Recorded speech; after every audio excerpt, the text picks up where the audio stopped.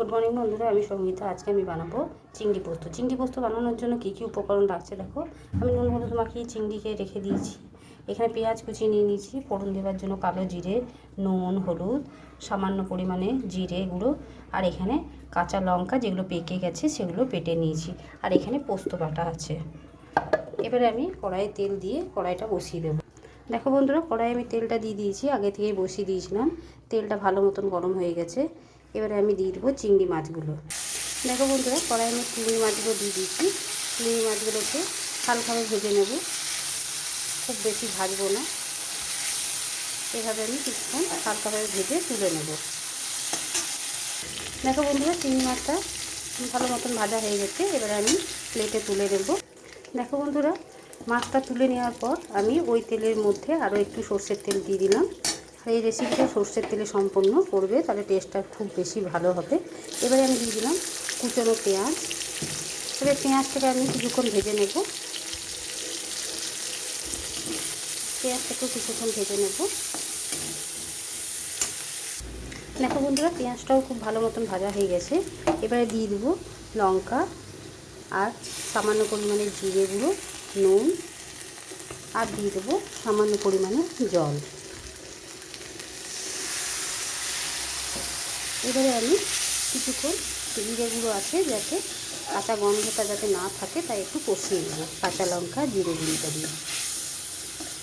আমি কোনো রকমের শুকনো লঙ্কার গুঁড়ি ব্যবহার করছি না, তোমরা চাইলে ব্যবহার করতে পারো। দেখো বন্ধুরা, মশলা খুব ভালো মতন ভাজা হয়ে গেছে। এবারে আমি দিয়ে দেবো বেটে রাখা পোস্তটা, জল দিয়ে গুলে নিলাম। এবার পোস্তটা দিয়ে বেশ কয়েকবার নেড়ে চেড়ে নিতে হবে যাতে পোস্তর কাঁচা গন্ধটা না থাকে। আর মিক্সির জারটা ধুয়ে আরও কিছুটা জল দিয়ে দেবো। আর তোমরা চাইলে পোস্তর সাথে সর্ষেও সামান্য পরিমাণে দিয়ে তোমরা পোস্ত চিংড়িটা করতে পারো। এভাবে আমি আরও কিছুক্ষণ কষিয়ে নেব যাতে পোস্তর যে কাঁচা গন্ধটা থাকে সেটা না থাকে। দেখো বন্ধুরা, আর দিয়ে দেবো একটি ছোট টমেটো। টমেটোটা এই পোস্তর সাথে একটু কষিয়ে নেব। আমি দিতে ভুলে গেছিলাম তাই আমি পরে দিয়ে দিলাম টমেটোটা। এই টমেটোটা দিয়ে কিছুক্ষণ কষিয়ে নেব।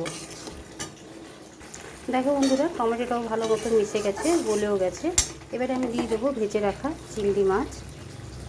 চিংড়ি মাছটা দিয়েও কিছুক্ষণ নেড়ে চেড়ে নেব, তারপর আমি নামিয়ে নেব। ঝটপট রেসিপিটা হয়ে যায় আর খেতেও দুর্দান্ত লাগে গরম ভাতে। এই রেসিপিটা থাকলে আর কিচ্ছু চাই না। একবার অতি অবশ্যই বাড়িতে বানিয়ে খেয়ে দেখবে, আর আমাকে কমেন্ট করে জানাতে ভুলবে না যে রেসিপিটা কেমন লেগেছে। এবারে আমি ঢেলে নেব, ঢেলে নিয়ে তোমাদের কাছে আবার ফিরে আসবো। দেখো বন্ধুরা, চিংড়ি পোস্তের রেসিপিটা তৈরি হয়ে গেছে। তোমাদের যদি রেসিপিটা ভালো লেগে থাকে তাহলে লাইক, শেয়ার এবং চ্যানেলটিকে সাবস্ক্রাইব করে দেবে বন্ধুরা। সবার সাথে শেয়ার করে দেবে। আজকের মতো এতটুকুই। কালকে আবার অন্য কোনো রেসিপি নিয়ে তোমাদের কাছে হাজির হবো।